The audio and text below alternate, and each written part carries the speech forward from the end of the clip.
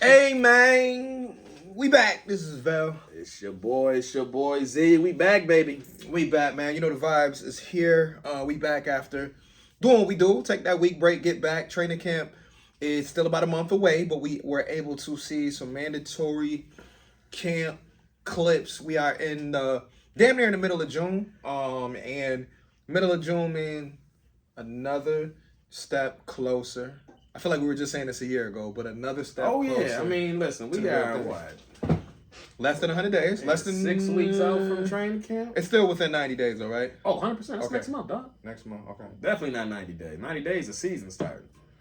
But yeah, so we got some catching up to do. We got some catching up to do, man. A lot has since two weeks ago. We got some catching up to do. We had some dog days in May, right? You know, we had some moments in May where it wasn't too much stuff to cover when it came to the Bills. June, each week has been something new. So first thing that came up, we'll just touch quickly on the Ed Oliver contract extension. That shout out to Big Ed. Yeah, Big Ed, Big 91 got the bag. Got the extension. Yeah, I feel like the drink came out of nowhere. Yeah, I did think that the Bills were going to let him play on the contract. I mean, I think most logical fans thought that, you know, even though he's performed well, that the Bills would maybe see if he could maybe take it up a notch before they give him that extension and give him some more money. But I'll get your thoughts on the overall extension. But I thought after thinking about it, anytime you can lock in another first-round draft pick who has produced, whether it's been at an elite level or whether it's been at a semi-Pro Bowl level, I feel like he's produced pretty well considering, you know, what he was brought in here to do. If you look at his size and you look at, you know, the first couple of years when he didn't really have any people around him that was going to make him elite. You know what I mean? I mean, shout out to Jerry Hughes, but it wasn't like Jerry was a guy who was going, you know. There was no one else to take those double teams. There was no one that you really. So he saw a lot of double teams. Yeah, he saw a lot of double teams in his first couple of years, and it wasn't until really recently in the last year or so that we saw the growth of Greg Rousseau. We saw obviously the adding of Von Miller helped him out. I mean, we look at that Detroit game. You know, it always seems to happen on Thanksgiving. Jones next to him too. Daquan Jones next to him, but like you go back to the games where he dominated, it was games where the people around him were playing at a high level too. We go back to the Dallas game, even though this was a few years ago with Jordan Phillips in that game. Everybody was eating that day against Dallas, and he just happened to benefit too because he, like you said, one-on-one time? Yeah. I mean, even look to last season, like the season opener when against the Rams, when that line was putting a lot of pressure, he was a lot of that was coming directly up the middle, and he had himself a hell of a game, but unfortunately got hurt that same game, right off rip, and that kind of derailed things a good chunk of the season. But you know, early this offseason when people were talking about, you know, potentially getting D-Hop and probably gonna open up money, trying to get rid of my man. There's so many trade ads, release ads, this, do that, and the whole time thinking like, why? We just got rid of. We just lost Tremaine Edmonds. Yeah, the thought process that I always had was, okay, so you trade Ed Oliver to open up cap or get D-Hop for whatever reason. Right. You trade Ed. Now what? So what's the replacement cost right now for a starting caliber defensive tackle? A lot of money. You're looking at a contract on the open market that's going to be more than what you just gave Ed Oliver. Yeah. So it's kind of like, so you're going to make this big hole, and you're going to have to pay even more money to not one, but two defensive tackles, quite possibly. So it's like, why would you, you know, have to fight in that open market and pay somebody 16, 17, 18 million a season when you could keep Ed Oliver under contract and structure it in a way that works for your team's cap situation moving forward? So, like, for me, the whole time, I'm like, that thought process never made sense. I'm like, yo, you re-sign Ed. Right. Has he played up to a top 10 level pick? I would say in flashes, but overall, no. Is he slotted in where he should be contract-wise? I would say absolutely. Yeah, I mean, right now, 13th highest paid defensive tackle. Right. I mean, he's, in my opinion, borderline top 10. Yeah, you know, top 10 to top 15. So, I mean, it fits in where I think it should. So, like, for me, that's a no-brainer. And now you have a little bit of stability moving forward. You know, they still have other things they need to do in the defensive tackle room because everybody else is on one-year deals or on the last year. There. But that re-signing made perfect sense. And you open up some cap space for this year. And what did that move do? It landed you another piece. We've been talking about a veteran DN now for the last 6-7 weeks. So, boom, you make that move. And to me, that's one of the better parts of the deal. 100%. Is that, yes, you bring back young talent, a first-round pick that you drafted, but you also create that space for you to go ahead and get a veteran edge rusher like Leonard Floyd, who we all know got a Super Bowl ring, has played with Von Miller. Multiple double-digit sack seasons. Has produced at a high level. I think, 30 over the last 3 seasons. Yeah. And we might not have a single player outside of Von who has 30 total sacks. Maybe Jordan Phillips. I just can't think off the top of my head. I think that's I don't know. Right. So it's probably good not. So it's good to add a guy on there with his resume. All of our defensive ends combined may not have 30. Nah. Because Jordan Phillips had 10 and a half. No, I said defensive ends. Oh, defensive ends. Yeah, you might be right because Greg Rousseau and Epinesa, they combined for 14 last year, which isn't a horrible number. Yeah. They had 14. First year, I think he had 5. Shaq has had one double digit. Yeah. Shaq probably got 30. Right. But you said the young DNs, or you said I said DNs, but I forgot about Shaq. Yeah, Shaq should have 30 in his career. So shout out to Shaq. I need to know if I need to know you might have to look that up. Yeah, you might have to look that up. How many career sacks does Shaq Lawson have? You want to go over under? I say over 24. Where are you going? Over under. At 24? No, yeah, at 24. I'm at 24 sacks on his career. I got him over 24 sacks. Come on, let's make it 29. Instead of that 29. Nah, I can't. That's 29 too risky. Over or under? Come on, man. Put your money where your mouth is. Over, under on sacks. I'll say he is under. Going over. Where he at? We about to find out. I know he got to be in the 20s or low 30s. I'm going over. I'm going over at 29. I'm going over. Damn. Where he at? 25. Yep. So I said 24 was a good number. And I took the over on 24, so I was right either way. But yeah, because you think about it, his production has been between 6, 5, 4, 6, 5. He had the 1 year, I think he might have had more than 6, but yeah. But either way, this move to get Floyd, it takes so much pressure off of everybody else in that lineup. So now, granted, I don't think they're to rush Von back anyways. Right. But now there is literally no reason to, because you have a defensive end who is stylistically very similar to what he can do. That bend. And that speed, that quickness, that looseness. Has shown that he can produce at that level. Right. And can do it in big games. And it adds so much flexibility once Von gets back. So I just picture pass rush situation. I got Von on one side. I got Floyd on the other side. I got Ed in the middle. I can throw Rousseau in the middle. And just put a crazy package. Jordan Phillips went healthy. I feel like there's so much Shaq in the middle. You can really get real flexible. You can play with this lineup a lot. Especially when we talking about third in the distance, right? We talking 3rd and 13. Yeah, pin your ears back more. 3rd and 15. Or we talking 4th down and 7.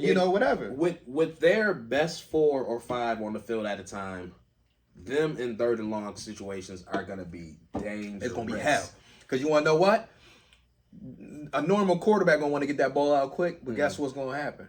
Now you're leaving the door open for Milano to get his hands on it. Or now you're leaving it for Micah Hyde, Jordan Poyer to make a cornerbacks just to make a quick hit. Or Tre'Davious White. Everybody knowing you want to get that ball out your hands quick. So now I can jump to anything short. Right. And the great thing about what the Bills have going on defense right now, just on paper, is that when they do put quarterbacks in that situation, they have the back 7, minus, we get it, middle linebacker still a question, but they have the back 7 with enough experience to know when to jump on and be like, oh, we see this coming, it's going to be a screen. Milano, it's coming. Oh, now Milano already on it, and either that's a pick or that's a big hit coming. Or, okay, they not going with the screen, they going with a fake screen, they coming this way, yo, Trey White, pay attention, they coming to your corner. So they got so much experience now on that back. And the youngest player really in their whole secondary is probably going to be Kyer Elam if he starts. If not, I like Dane Jackson. Or Dane. You know what I mean? Well, he's still be the youngest. Right. Either way, there's so much experience. Big shout out to Dane. Anyway, there's so big much. Dane pod over here. See, he's trying to get me. Big ups to Dane. But, the secondary got so much experience that I think they're gonna be able to collaborate well. Obviously, don't get me wrong. If Tremaine Edmonds was still on this team, I would say this defense has they would have the ability to be number one in every category if Tremaine was here.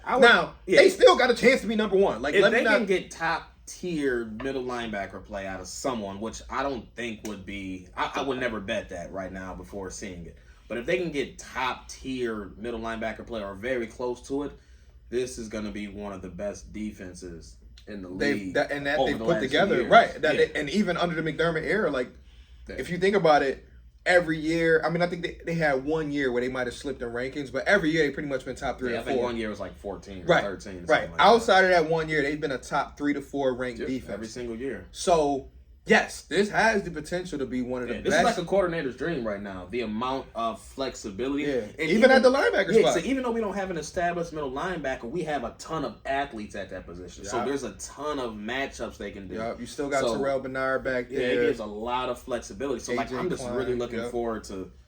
I just want to see this D-line healthy because I feel like it can be absolutely D-line healthy. Crazy. And this they is can not reach some crazy.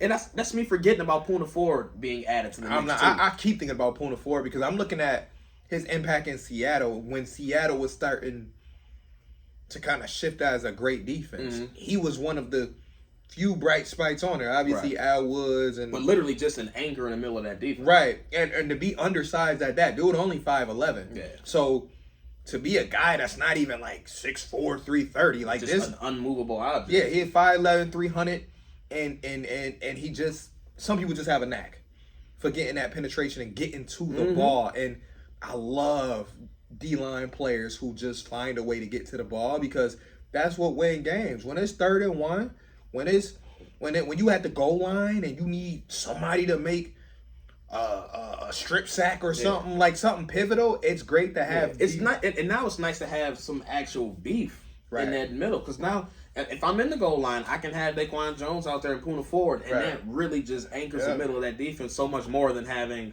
no disrespect to some of our lighter players, than Ed Oliver and I don't know, Brandon Bryant, like whoever we would have been putting in the middle. They were starting to use Brandon Bryant as like that big guy. Like I'm like, dog, like I respect the hustle and the grind, but it's like, can we get a true impact big man in the middle? So they now have fronts that they can use to stop the run, and they have fronts they can use now to get after the quarterback. There's a ton of depth. Yep, and they got depth at D and D tackle, and that's what I love because I feel like last few years has been one or the other. Like either they were deep at D end or they were deep at D tackle. Yeah. This year they're gonna be deep at both positions. And now I don't know who's gonna make the team at the end because now there's gonna be some tough cuts that need to be made. Yeah, Boogie Epinesa, or it might be Shaq and somebody. Like, I don't know, but I have a feeling Shaq ain't going nowhere because I feel like they know what they can get from Shaq. Yeah, but you also got. Granted, I wouldn't make any bets, but you got Shane Ray in the mix. You got Shane Ray, right? And to me, he's a great candidate for practice squad, even though that's probably not what he's aiming for. But he's a great. But aim for a check at this point, dog. And that's what I'm saying. They might say, "Hey, you are new Mike Love." Right. Shit, why not? Stay ready. Listen, Mike Love was on a squad in that role for the last 4 or 5 years. Somebody gonna get hurt at some point. It don't got to be long. Shane Ray just show up come training camp. Somebody gonna sprain the ankle at some point. Yep. It's just the nature of the beast, so just be ready. Yeah. But again, if that's what I got coming off the bench, that's my 6th or 7th DN. I take it. I could be in a way worse position, and I'm just looking to see what Greg Rousseau do now that we got some more established people next to him as well, and once Vaughn comes back, and we got Floyd rushing, it's gonna be fun. We've come a long way since the horrible Harrys and the. Yeah, and no disrespect to them, but they were good at what they were. It's just a different level of talent right now. Right, because one thing to be the ultimate hustle guy in the middle or be the ultimate good guy or just whatever. But I need some dogs that's gonna make some plays on a consistent basis. Not I got that. Once and every they got 7 a bunch games. of D tackles who's hungry, who need some contracts, who out here trying to make some bread. Hello, somebody. So. Yeah, it's gonna be interesting to see. So again, but I need the Bills to hopefully sometime before the season or early into the season extend one of these D tackles, whether it's Daquan Jones or see what Poona Ford looking like. But I think Poona got a good shot. Daquan Jones definitely got an inside shot because he's already he's done put good stuff on tape. Yeah, I think Puna Ford is another sneaky. Man, lock both their asses up real quick. Because I think if they start to see what we think we're going to see that first quarter of the season, like, they might just be like, yeah, let's go ahead. Oh, Puna, let's get that. Yeah. Throw 2 more years on there real quick. Yeah, let's go ahead. We're going to extend you real quick. You know what I mean? 2 years, $11 million. Like that. Because he got the experience, man. And I just like the fact that he gives me that vibe where when the game getting close, I can count for like a Puna play. Yeah. You know what I mean? Tackle for loss. Yeah. Getting in the backfield, causing big some boys, havoc. man. Not in height for him, but that's a big dude. That's a big dude, but he know how to get back, and that's all I asked for, because that's why I was looking for Tim Settle last year, and I know he was trying to get himself figured out with his injuries and some other small. I still have hope for him too, because I mean, I seen the stuff he was doing in Washington, and he was eating. He's putting in work. So I'm like, and for him to be our fifth tackle right now in rotation, because he's basically the fifth. Because you got, if I do the order of, let's say Daquan at edge as starters. Mm-hmm. And then behind him, I say Jordan Phillips and Puna Ford. If healthy. If healthy, then we got Tim Settle. So it's looking like Tim is the fifth, but you can argue that fifth can be or him or Phillips, whatever. Right, it could be him and Phillips. But I just don't believe Puna the fifth. They're all in the rotation. Right. All 5 of them are gonna get at least 30% of the snaps. Right. And they probably gonna keep 5 just because of the health shit that they went through. Yeah, it's because of that shit they went through last year. They probably gonna keep 5. Yeah, I don't think any of those defensive tackles are in danger of getting cut, unless somebody literally shit the bed. And we hope not, yeah. or get hurt, unfortunately. Yeah. So none of that. I mean, I highly doubt they go into the season with just 4. Leonard Floyd over under 8 sacks. And do you think he'll start? If Von starts the season on PUP, yes, for over 8. If Von is back within the first week or so. And do you think they'll have him and Von play the same side, or will you think they'll like alternate depending on the situation? Like sometimes play them opposite. Oh no! Or Von go out, they'll put Floyd in. How do you think that'll work? I see both. I see Floyd as Von's first guy in. So a little bit of both. Okay. If Von comes off the field, Floyd's coming in. Like 6 men. But I'll also see packages where they're both in at the same time. Especially fourth quarter. Yeah, and again, that's really because like when it's a known passing down, I really see them kicking Rousseau inside a lot more. Right. It's because Rousseau with his length and his arm and his wingspan going up against the guard. Ooh, that's a problem. Next to him. Yeah, it's a problem. So if you can utilize his skill set and size, that's a mismatch for most guards because guards are generally a little more stocky, a little shorter arms. Right. That length that he has, right? It's gonna be tough, and I know it's some good defenses. And I see a lot of 3 defensive end looks in those situations with Von and Floyd, and then Rousseau in the middle. And they think Aaron Rodgers is supposed to be able to sit cozy with this and throw to Garrett Wilson. I don't know why they listen. The way Jets line been set up the last couple of years, I think he's gonna sit cozy in anywhere. Aaron can't move the way he used to. I mean, he's still mobile in the pocket, but not to the same extent. Not to the same extent, right? Because if you get him off his first read, which 9 times out of 10 his first read is going to be Garrett Wilson. It should be. Right. So if Trey locking him up like I know he can, now you look into your left or now you look into your right, and by the time you're doing that, I got Leonard Floyd ready to collapse on you. I got Von maybe ready to collapse on you. I got Greg putting his hands up. So that's why the Jets and the Bills matchups will be fun. We know the Bills and Miami games going to be fun, but I'm definitely looking forward to week 1 because I'm just thinking right now, I think we match up pretty well against their offense. Just because they have the older quarterback who I really feel like Josh is one of those guys where you can take away Josh's first read and the play is still alive. Yeah. Only because Josh gives you that mobility. His improvising skills. Right. Nobody else in the division has that. Yeah, so no play is ever dead. That's the thing. You gotta sometimes you really defend them 8, 9, 10 seconds. So no one can. So when we discuss the rankings in this division, that's what I want I know people know it here in Buffalo, but that's what I want the experts to realize is like we still have the only quarterback in the division that can improvise when things get rough. Because all of our defenses are good in the division.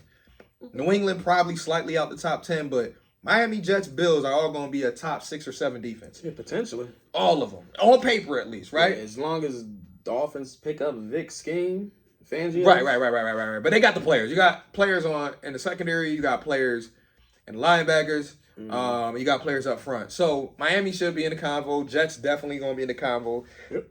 Bills we know going to be top 3 as usual. So when I look at it, since the defenses are pretty close, all right, which quarterback is going to be able to adjust more on the fly when the pressure is there, or when all right, Diggs can't get open. Can I get it to somebody else? Oh, there goes Kincaid over the middle, or oh, there goes Dawson Knox, or oh, there goes Cook slipping out. Let me dump it off to him. Like I just feel like here's an 11-yard run. Right. So I just feel like we have the slight advantage, and obviously we're gonna throw a little bias in there, but when you look at our quarterback, and we've seen it happen time and time again, when things get rough, he can make some things shake, and if he is as focused as we think he is, and if the offense is going to throw in some couple, wrinkles that wasn't in there last year, it should be interesting. Yeah, I mean, just looking at the division games, it's just going to be up to the Bills' O-line holding up more than anything. That too. I mean, that's what gave them fits last year, mostly against the Jets. Yeah. It's just they just couldn't hold Couldn't them block up my man Quinnen. Yeah, but shit, I don't know how many teams can. Yeah, he'll top 5 D tackle. I give him love. Yeah, so, I mean, that's a tough task all in itself. But if they can solidify the line and hold up the fort up front, they're going to be a hard out against anybody. Gabe Davis going to be back. Yeah. You know what I mean? I mean, looking at the schedule, I don't know how many games they'll be underdogs in. No, I mean, that's not me saying. I'm just talking about straight Vegas. I think at Philadelphia might be the one where we might get like a slight. Yeah, I think at Philadelphia, probably at Cincinnati, maybe. Right, those two I can see. Maybe at Kansas City.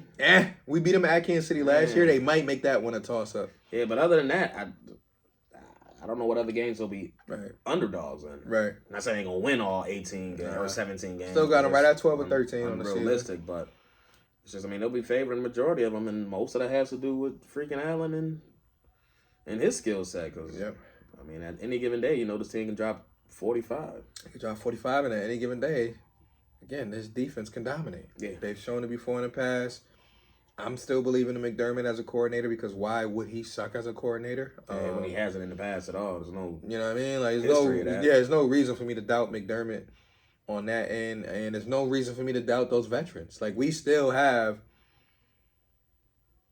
our core defensive players, and I think that's what it still comes down to for me. Is like, you still got Micah Hyde, still got Jordan Poyer, you still got Tre'Davious White, you still got Matt Milano, you still got Jordan Phillips, Ed Oliver, Shaq Lawson, Greg Rousseau, obviously all Hall of Famer, and Von Miller. Mm-hmm. Then you add in a guy like Leonard Floyd and Poona Ford. What? Mm-hmm.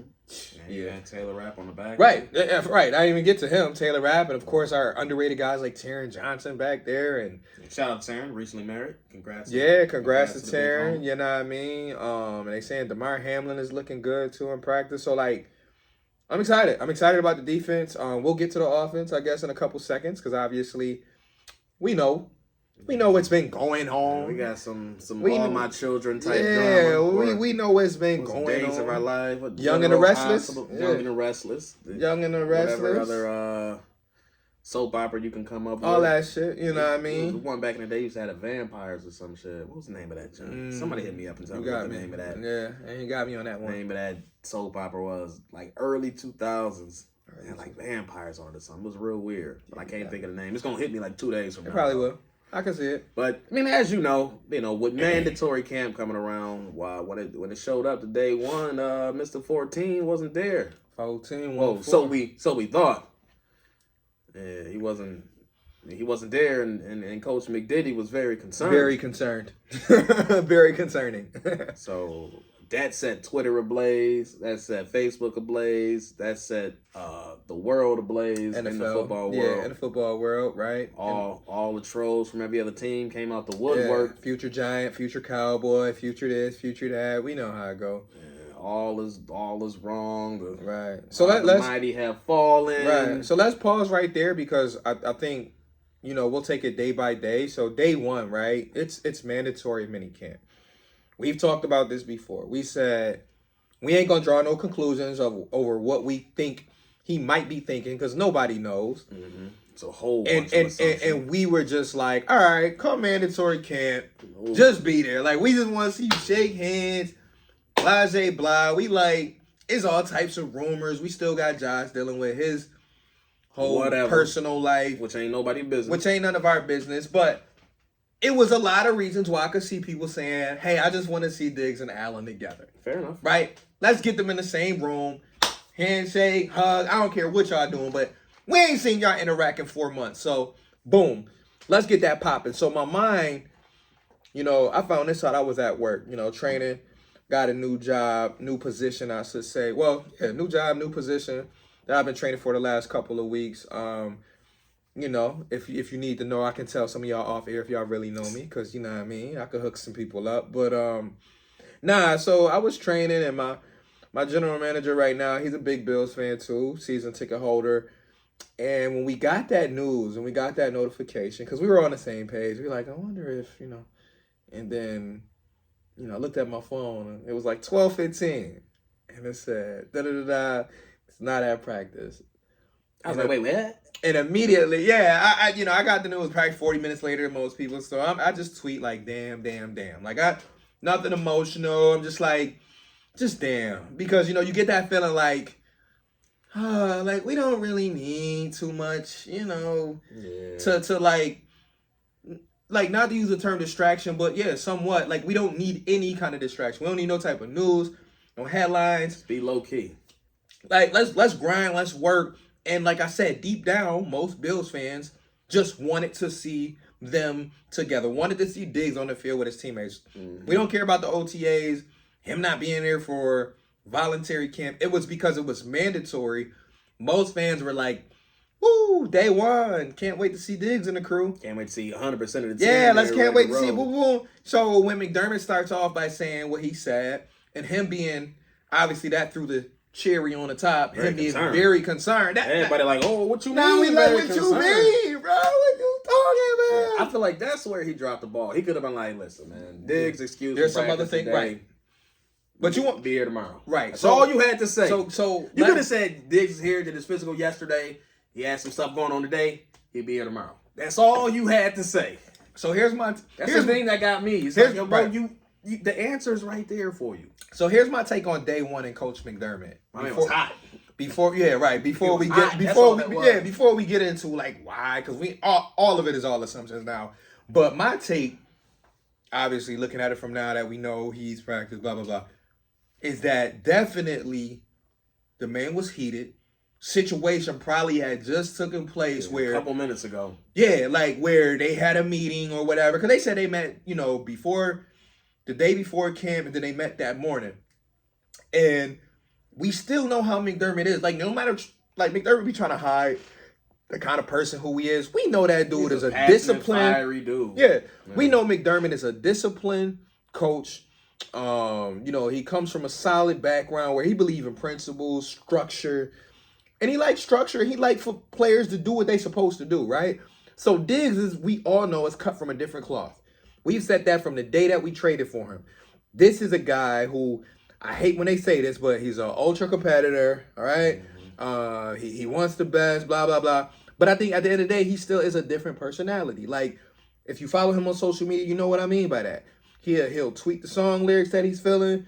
He going one day post something that's real confusing. The next day he gonna hit you with 30,000 GQ photos and posting his draws and smile at the camera. We all got a friend that's like, yo, that's just who he is. Kevin gonna be Kevin. Kev gonna be Kev. And you can't describe it, you can't explain it. Kev is Kev. Right, but you at the end of the day, that's my man. Yeah, that's my brother. That's how it exists. Right. I mean, so Steph gonna that's be what Steph. we think. I mean, we don't know him personally. We don't know him personally, but outside, is who he is. Right, outside looking in, and the way the players on the team describe him, even going back to what Micah Hyde and them boys said 2 months ago, they like, man, Steph is, we all know what we're going to get when it's time to such and such. So all the players have been saying the same things, right? 100%. So for me, I definitely believe McDermott handled it off. Yeah. And I think that he fumbled it a little bit. But I also recognize, coming from a human aspect, I don't care if you're a head coach or a general manager, it's okay to have human moments. Mm-hmm. And I think he got caught in a situation where real time, he was put on the spot to answer about the attendance, and he knew the Diggs question was going to come. Because they've been asking him about Diggs for the last couple months. So I think he anticipated it coming, and I think he wanted to make sure he didn't, obviously get emotional about it, but he wanted to make sure his point was that he was not happy.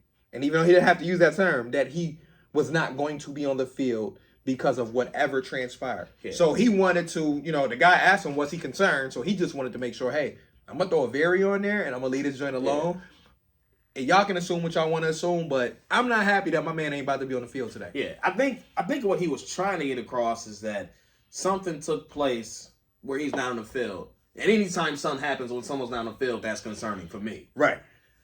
He could have phrased it completely different, Right. but him saying very concerning, I think that definitely added gas to the Oh, yeah. fire. Oh, yeah. And I think that's where Everything went left. At the end of the day, this is one practice in June. Right.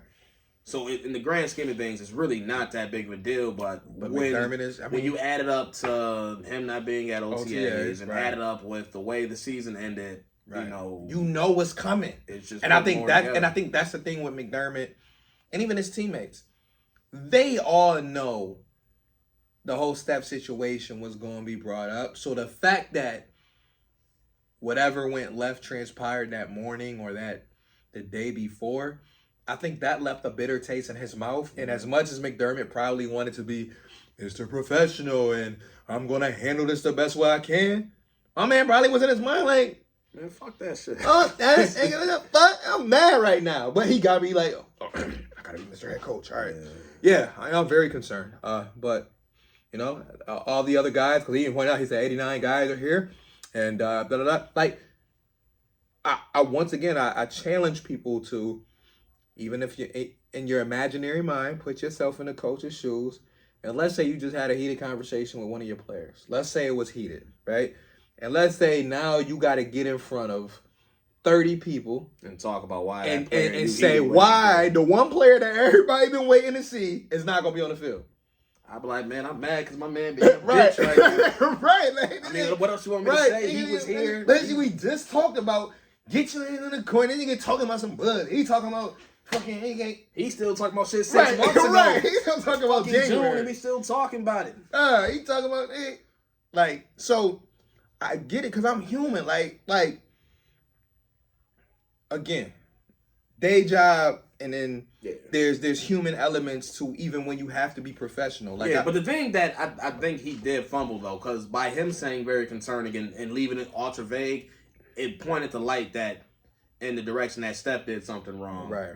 When in the grand scheme of things, they had a conversation and they decided, we'll go home for the day, yada yada yada, cool come back off. tomorrow, we'll be good. But by him saying very concerning, that put the spotlight on as if Diggs did something wrong. He didn't show up. He didn't do. And that's why he felt he had to clear it up day too. So that's the part that I thought was wrong, because Twitter and the world, they go run. Right. Oh, I told you, Steph was a diva. Vikings, they knew exactly what they were getting when they got rid of him. Yada yada yada. When all that's not even the case. It's like, obviously Diggs has some type of grievance about something that he feels is important enough that warrants all these conversations. What's your theory?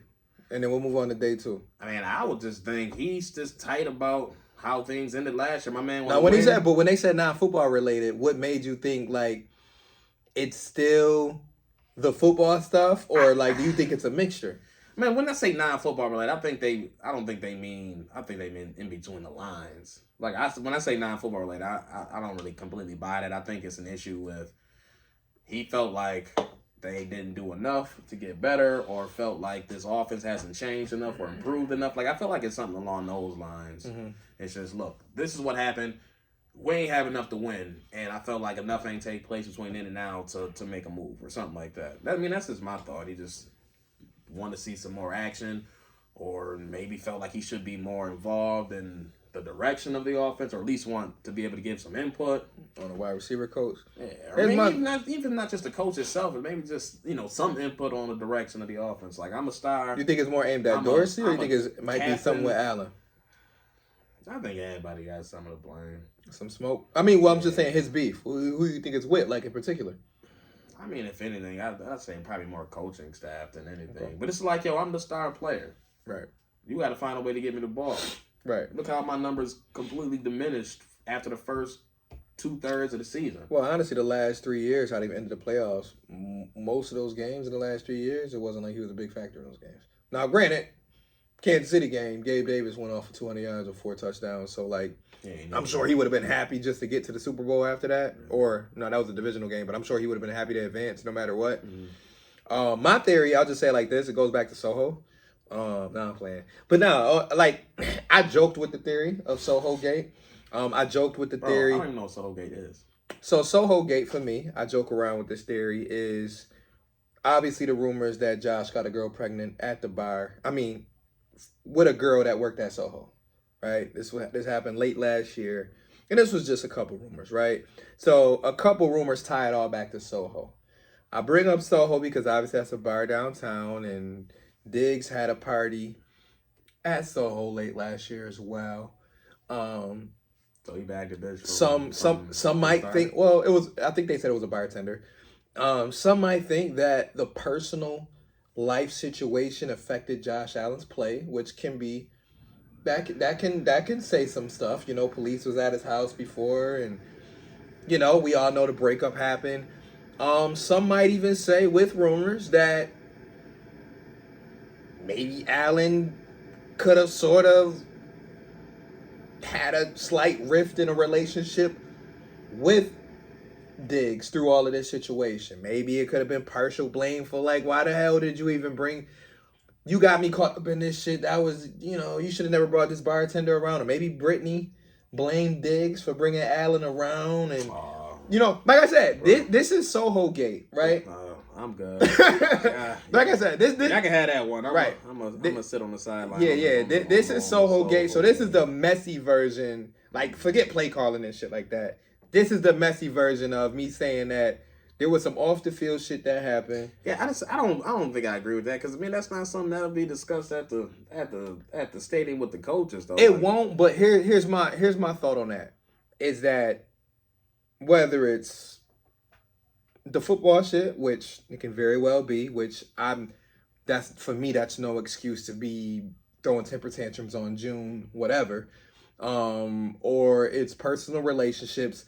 I really think there's a combination of a lot of stuff that transpired in the last 6 months, like on a real note, that led him to believe that maybe everybody is not as focused as they need to be to reach where he feels like they need to reach. Like, he's, as they say, an ultimate competitor. So, like I said, I don't know if the off-field shit got to him and made him look at Allen differently, or made Allen and him have their own relationship kind of mess up, because that Cincinnati game wasn't the first game where him and Diggs. Yeah, I mean, I wouldn't say that whole last had some small shit, right? Where they right, and Diggs being frustrated going back to the Cleveland game in November. When Diggs didn't get the ball for the whole first half, and he went to McDermott, and McDermott had to calm him down, and then 2 minutes later he catches a touchdown in the back of the end zone. So I honestly feel like it could be a combination of things, and I feel like Allen and Diggs might have some stuff that they want to work on, whether it's on the field or off. Could there be some play calling involved? But I will say, with the whole play, or whatever management is doing, if they're not doing enough, I feel like the Bills honestly had a pretty good offseason. So I would say so. So even if you want to use that as an excuse, I don't feel like they did enough. Coach, hear me out. I think their team got better. Bro, they got better. They got better running backs. Mm-hmm. They got a better offensive line. They got a better tight end room. They got better up front on the defensive side, which we just talked about. And yes, we lost our defensive coordinator. We lost our middle linebacker. But I feel like this team is going to have a better 53 than they had last year. Mm-hmm. So I agree with that. I'm not trying to rule out that it is all just about football. I'm just saying I feel like it might be a mixture. We have to throw in the personal element into it, because I feel like he's the kind of guy where if the vibe ain't right with somebody or multiple people, he ain't gonna be able to fake it.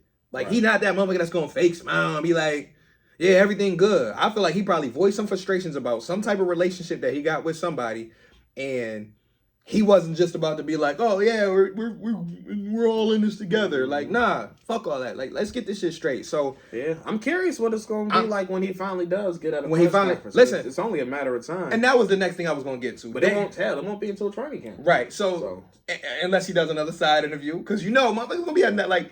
Think about all the people that we know in the sports field now that do side interviews. And this is not the NFL, but we think about the Jalen Roses, on the podcast, the Taylor Rooks, because Taylor Rooks can get anything out of anybody. Motherfuckers in the NBA get in front of Taylor Rooks, and they just be they be spilling their whole life. They be like, man, I really do feel like I'm the greatest center of all time. Mm-hmm. You know what I mean? I remember she did one interview with Jaylen Brown. I think she said, yeah, I think I won 3. And she said, no, I think the question was, How many championships you think you can win by the time you something? He's like, shit, probably like 2, 3, 4, 5, like 4 or 5, really. They just say, yo, Jalen, yo. They just get in front of Taylor Brooks to say anything. But nah, so, yes, technically speaking.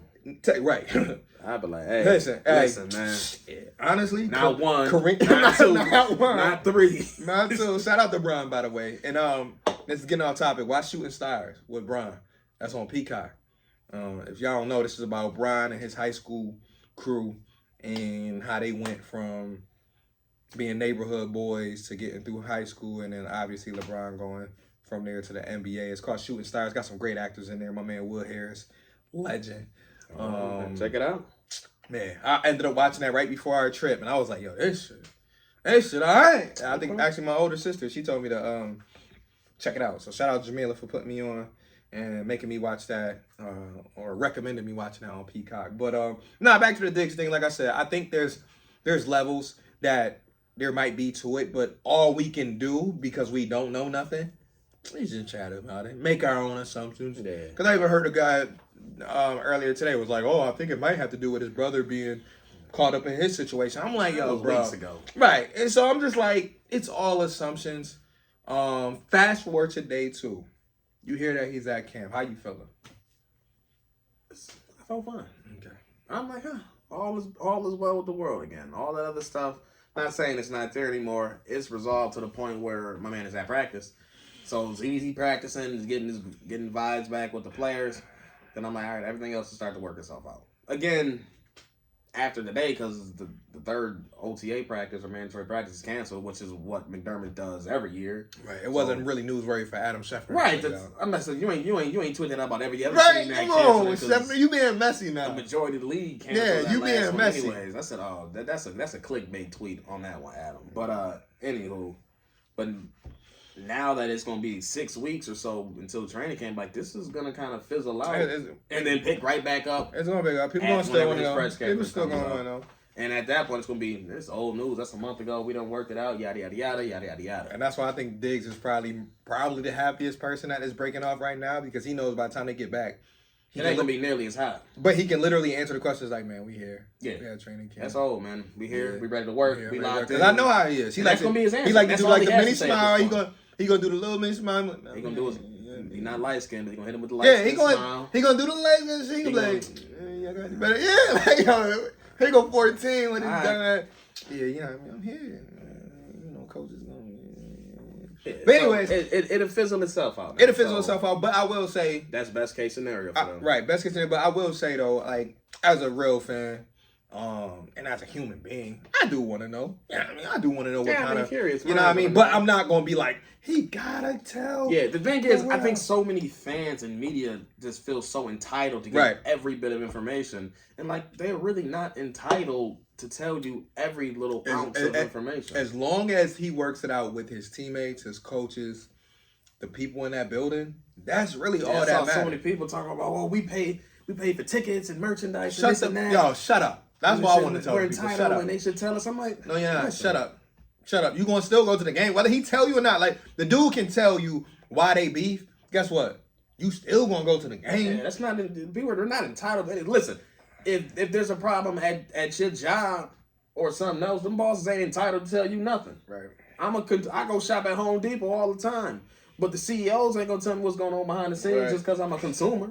I'm not entitled to the inner workings of an organization just because I shop there. So I mean, it's no different to this. Like people just be CBA say you got to show up to your press conference and say you got to answer every question to the 100% nth degree. People just be extra curious and they feel like they gotta know. But like you said, it comes back to feeling entitled. Yeah, I mean, you want to, of course, we all want to know. But I mean, am I entitled to it? Absolutely not. He may not speak on it until he retire. And if he do, cool. If he want to write the book, and I pay attention. Like, that's what happened. That's the answer. Oh, that's all it was. Or that, right? Damn, it was, right? Because it's like, because honestly, I'm gonna tell you right now, I feel like there's no in between. I feel like the issue is either like up here, and obviously they had to bring him down to to meet there, or it might be something little, and just because of his personality, he like, nah, we got to settle. If I put my laces on, if I put my helmet on, we got to settle this issue. Right. So, do we know where it lies? No. But I think the most important thing, like you said, is he was there. Yeah, and I don't. Day 2. Like I said, we won't find out. Now that there's going to be weeks of time in between before training camp. Taylor Rooks getting involved. Ain't nobody getting no interview, bro. Ain't nobody. Shannon Sharp? Nah. Get my man. Get my man on I Am Athlete. No, not I Am Athlete. I'm sorry, they went downhill. What's Ryan? Oh shit. What's Ryan Clark joint called? I can't think of the name. I Am Athlete. That's the one with Shady and them boys. Yeah, but the one with Ryan Clark and the Pivot. Messy. Yeah. Pivot. Ain't none of them answers coming out. Get my man on the Pivot. They gonna say lay low. He not gonna try to put the spotlight on him right now. He won't. I mean, because it's not gonna benefit anybody or it's anything. It's not gonna benefit him personally. It's not gonna benefit the team. It's not gonna benefit what they want to do moving forward. Right. So I think they just gonna let this one fizzle off and die. He'll answer some questions at training camp, and it's gonna be real generic. Yep. That's in the past. We worked it out. We good. I'm just here to win. The Super Bowl. Listen, I'm an ultra competitive dude. I want to be the best. I want to win a championship. Blase. Next question. Blase. So next question. That's what we getting. But it was nice to see 14 there. Yeah, just catching some passes. Nice to see Allen throwing passes to Davis. Davis looking quick out of Davis looking good. Davis looking Khalil. I see you looking good with no defense on you, Davis. Man, right. I see you, dog. Shake them off. But nah, I said keep that up, though. Listen, man. It's nice because seeing him move now, you do see a drastic difference compared to him running last year with that bum leg. I said, oh, damn. Because even when he caught them bombs in Pittsburgh, it wasn't like he was being smooth. It was kind of lumbering. Kind of galloping. Yeah, you can tell it wasn't right. But just seeing how fluid and quick he's moving now, but But to think that he had still a decent year for a number 2 receiver. Mm-hmm. Yeah, I just it's crazy. Think about it. Like his numbers. Yeah, people are talking about Davis as if he had an absolutely terrible season. And we've seen number 2s in the Bills uniform have terrible years. Bro, we had Donald Jones as number 1 for a couple years. No disrespect to Donald Jones. No disrespect. No, I didn't mean to. Could you even name the number 2 that played with Terrell Owens? Like, think back to those years. Who was the number 2 receiver that played with Terrell Owens? Was Leon still there? I don't think so. Well, yeah, it had to be Leon Terrell. Was it Lee and Terrell, or was it because it was Ryan Fitzpatrick came that one? It had to have been Lee still. Maybe it was Lee, but I obviously we think of Lee more as the number 1. It might have been. I don't know. Either way, it don't matter. Either way, we've never really had like a bona fide number 2 since Peerless Price. I just think just because people saw the last game of the 2 years ago where Davis getting them 4 touchdowns, their expectations and fantasy football expectations was crazy, and because he didn't hit those, people just assumed that he had an absolutely terrible season. I'm like, yo, his season was in line with a solid number 2. Had about 7 I'm just like, yo, that kind of tripping. Yeah, Davis is a scrub. Right, had more catches than the previous year. Touchdowns was about the same. Yardage was still. I said, bro, you bring your drop rate down, and your season is fine. And you gotta think about it. The average ball that comes to him, bro, had like 30 yards. Yeah, averaging like 19 yards a catch. Right. So it's not like he getting just short screen passes and dropping them. No, he may not have been getting open short, but like that could be the case too. But right, I said like, get down the field. Yep. Get 25 yards on the field, turn around. So anybody saying this?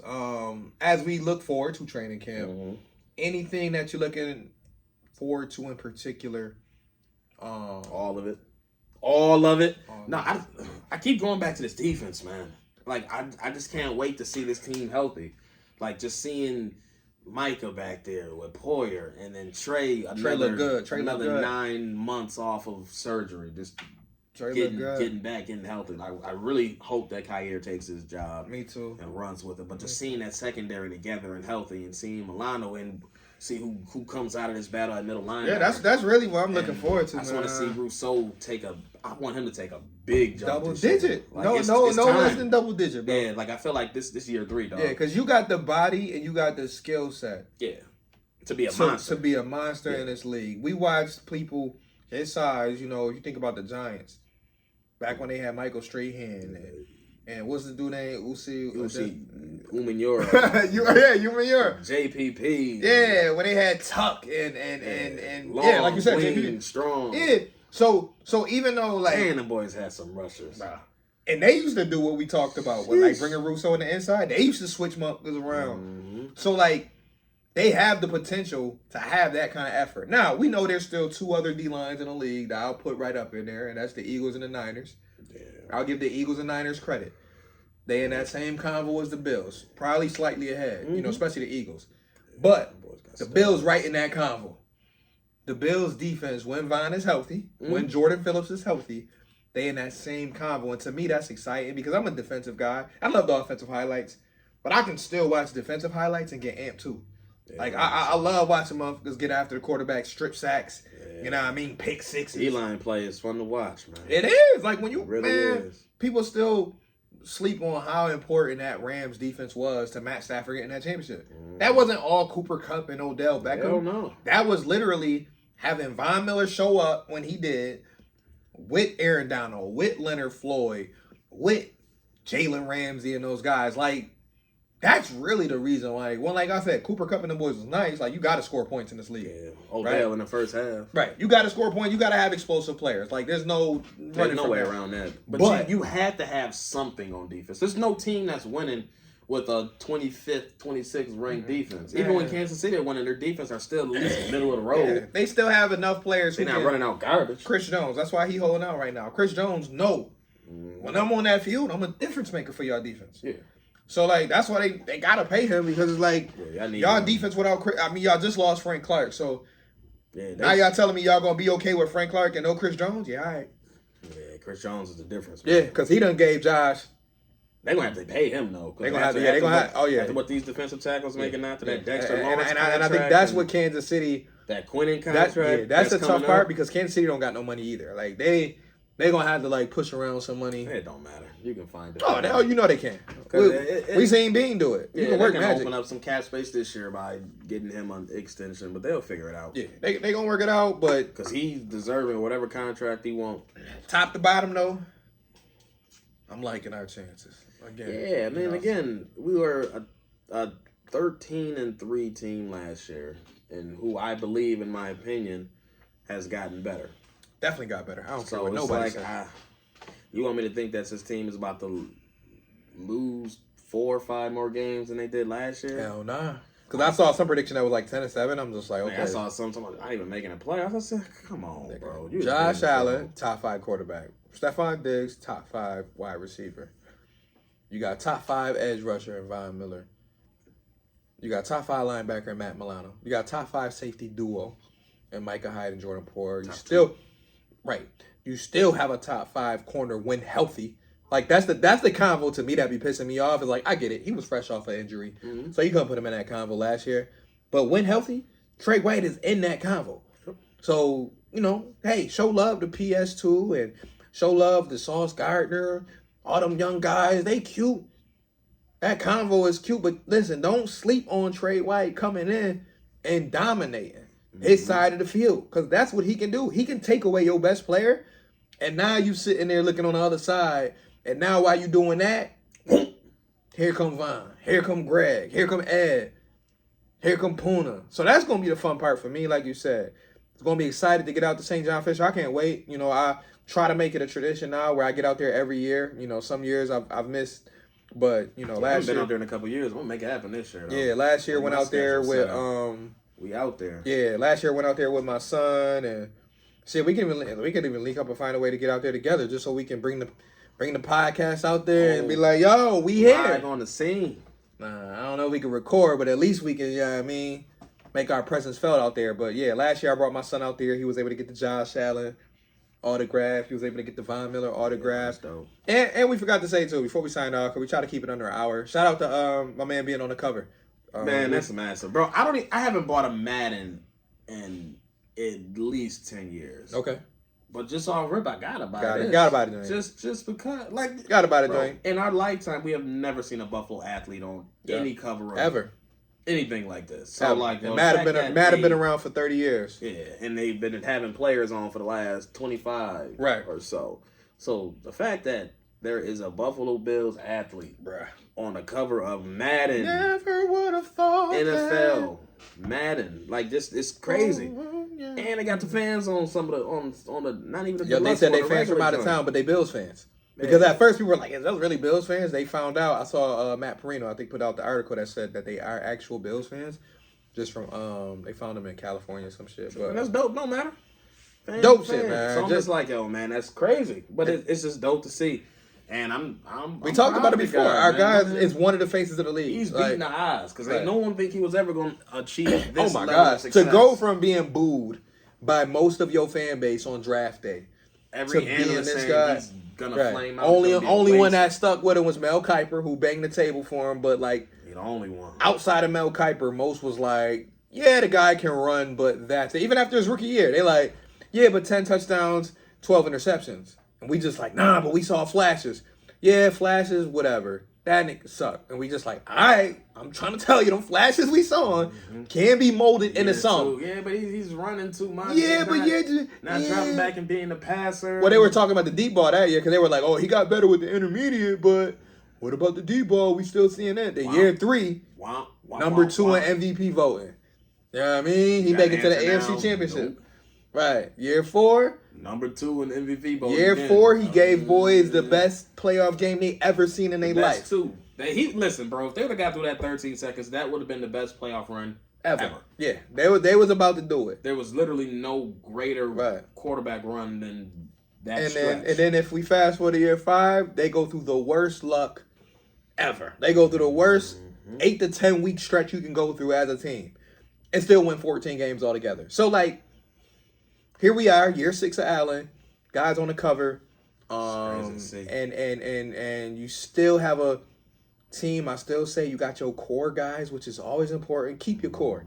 I always say, as long as they ain't 39, 40, 41 years old, keep your core guys. And you know what you say?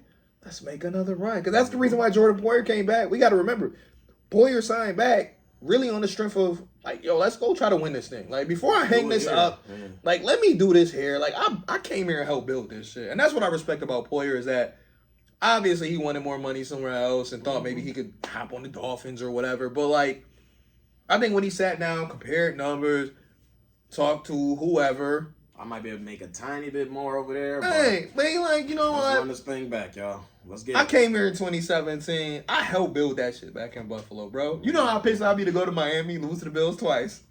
And them boys go off on the run. Bruh.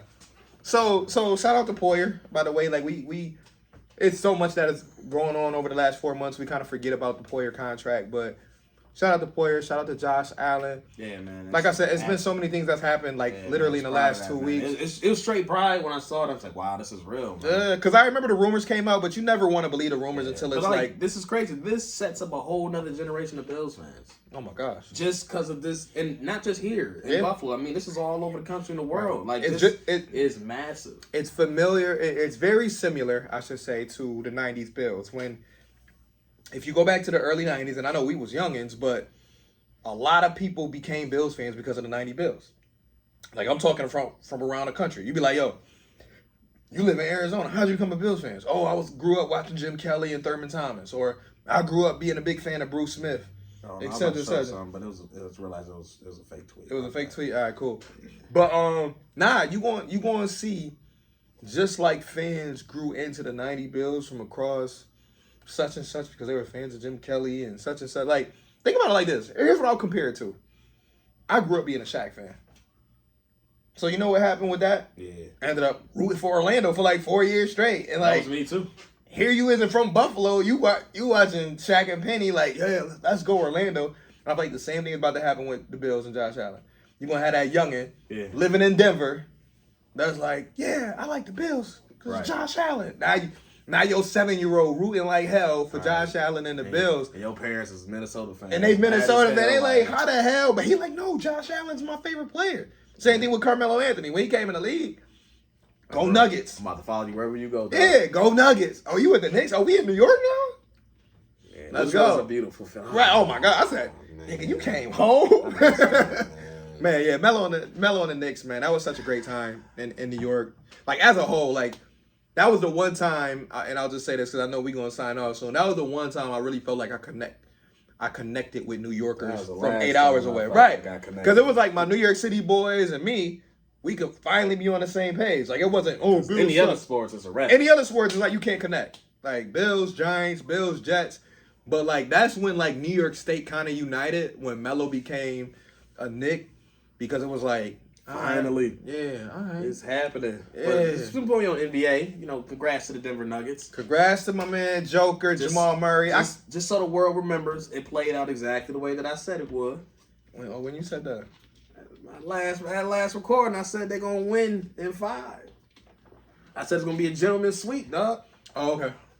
Yeah, I forgot what I said. I think I said my heart would want for Jimmy and them to win, but I said realistically, probably gonna be Nuggets in 5 or some shit like that. But yeah, it was pretty much around that. Like I think you said Nuggets in 6. Oh, okay. I might have, but I let that slide. Yeah, but like I said, I went exactly the way I said. In my heart, I wanted to like try to root for Jimmy, and like I said, as a Knicks fan, that kind of hurts to say. I still want to know what them finals ratings turned out, because I know the playoffs are the highest been. Yeah, but that's not. They snuck that in though. They snuck that NFL in. Playoffs, in the NBA playoffs, the highest rated in 5 years. But we smarter than that.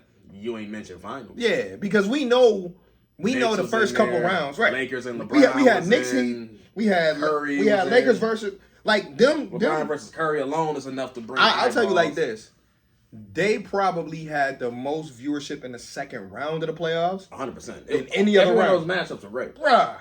Every single one of them was I'm great. still thinking back to a month ago when we had Knicks Heat, Lakers Warriors. I forgot what the other one was, but we had stellar lineups across the board. Denver, Phoenix.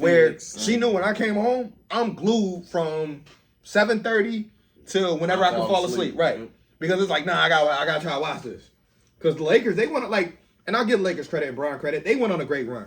Like, to go to the Western Conference Finals, I get it. They got swept. The team that wasn't together for, 2 months? Right. Like, to go to the Western Conference Finals in year 20. They got at the trade deadline. Man, listen. So shout out to the Lakers still. Shout out to Bron still. Shout out even to my Knicks. I still feel like they got to make some moves. They got to make... All the coaches that got fired. Bro, Tom Thibodeau safe. Thibs still there? Like, come on, man. Safe is all hell. I keep saying, like... I'm watching niggas who done won championships 4 or 5 years ago get fired. Bro, I would have. Thibs ain't touched the finals. I would have scooped Monty up in a heartbeat if I was the Knicks. Oh, Monty fired? Hey, yeah, but Thibs ain't a nice run. Thibs ain't sniffed the finals. We got to go another direction. Thibs, Monty. Bro, Thibs hasn't sniffed the finals. You said Eastern Conference Finals? Maybe the Eastern Conference Finals with D Rose. Yeah. Maybe. I don't even think they made it to the right. I don't know. Like, we going back Thibs now. has no playoff success. All he's done is ride. Like, even this year, going into the second round, that was off the curtails of Jalen Brunson. Bro, Jalen Brunson was dropping 35. It's Himothy. That's the real Himothy. Y'all talking about Hemi Butler. I'm never gonna call him Hemi Butler again. I'm sorry. Step through, tween, step back 3, step back spin, step back 3. Brunson's stupid. His game's stupid. Like, step back floater. And for him to give you that vibe, like he a little out of shape too, and still cook you, it's a little bit of that Luka, but he way quicker than Luka. But it's that deceiving, like, yeah, I'm coming down the court. It look like I'm tired, but I'm about to hit you with 12 tweens and lace them. And then come back down and knock it down again, and then get in the lane. Like, I love Brunson games. Bro, I saw a video on Instagram a little while before we started recording, and it was Brown on Cleveland, first go around, about how fast he was. Bro, I was really watching this highlight like, yo, Brown was running like a 4.4. Yeah, Brown was stupid. At his size. Like, I'm like, yo, he's really faster than everybody else on the court, bigger, stronger, and just... That's why I said that Brown movie. Like, that's why I like Shooting Stars. That Cleveland LeBron athleticism and that Miami LeBron athleticism when they put his out of this world. His shit gonna have to be a docuseries. Oh, out of this world. Because it is no movie. Like I said, I enjoy Shooting Stars, but that just covered high school. There's no movie that you can put in 2.5 hours, or maybe they do a 3-hour movie, but I feel like 3 hours is overkill for a movie. There's not enough that you can put in a 2-hour movie for him. I'm still waiting for the movie on Kobe too, but whatever. And the biggest thing with as big as that is his impact off the court. Right. Well. That's why I said it gotta be. That's why it gotta be a docuseries. It's the off the court stuff that comes along with it. Because like the thing is, as a society, it's always weird when you have a favorite player or a favorite something. People always diminish something else to try to amp up their person. So if you want to be a big fan of LeBron, for some reason you feel the need to diminish Jordan. Right. or if you're a Jordan fan, you got to shit on what LeBron has done. You don't have to do that, but as a society, that's what we always do. It has to be one or the other. Right. But it's like anytime that people negatively talk about LeBron, it's like, yo, that's crazy to me because he, in my opinion, is the picture perfect professional. One, you excel on the court. Right.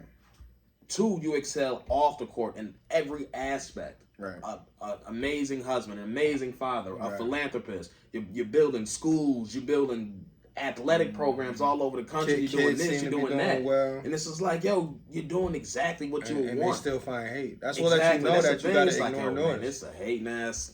But that's why, and it's also a perfect example of why you have to move how you're going to move and ignore the noise. Regardless. Like you have to move how you feel like it's best for you. You picking holes and finding fault in that type of career. Then you just, I say it all the time. It's just we live in a society that feeds off of negativity. Yeah, unfortunately. Right? Like if you go through some bullshit, people gonna feed off that. Oh, what the fuck is going on with Tyrus? I go through something. What's going on with Phil? Like, oh, I heard them.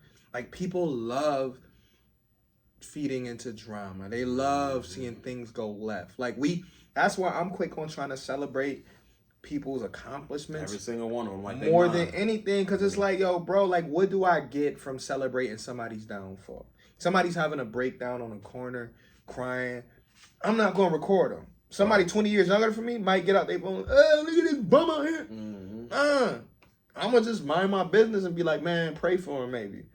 I'm big on prayer. Like now, last couple years, I've stepped my prayer game up. And that's made things so much better for me because I've been able to see growth in not only my own self, but just having better energy moving forward just because I move way better by just thinking and speaking positive words out there. But anyway, y'all, we can go on for hours because a lot done happened in the last couple weeks. We'll just wrap this up. So shout out to the Nuggets for the championship win.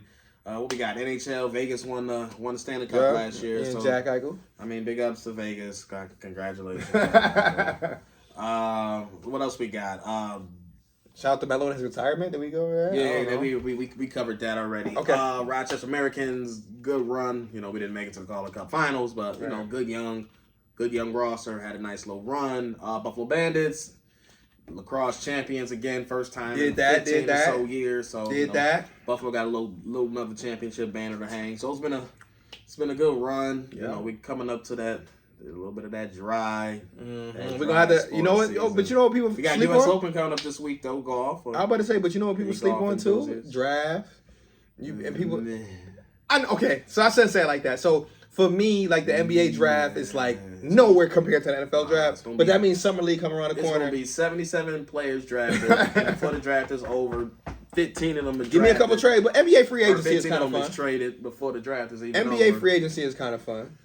It's a lot of. I got my BET Awards coming up. It's gonna be small shit coming up, but you wanna know what? I got some golf tournaments. Yeah, but you know what? The best time of this year is, and we'll sign off too. Is like this is the chance to do real life activities with your family, with your friends. Like, but come that last week of July.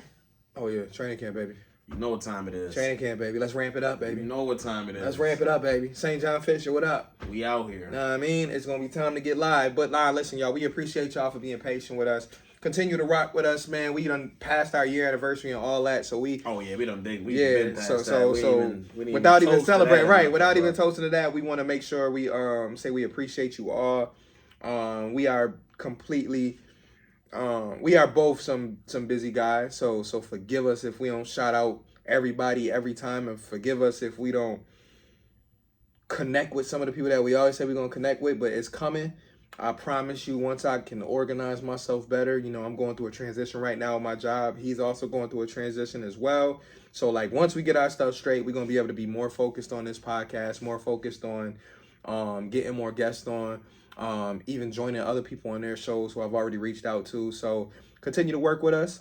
We are not perfect, but we're here to just continue to talk our bills. Obviously, talk about life, sports, in general. Absolutely. But yeah, continue to like, share, subscribe. Tell us somebody else to subscribe. We're still getting followers.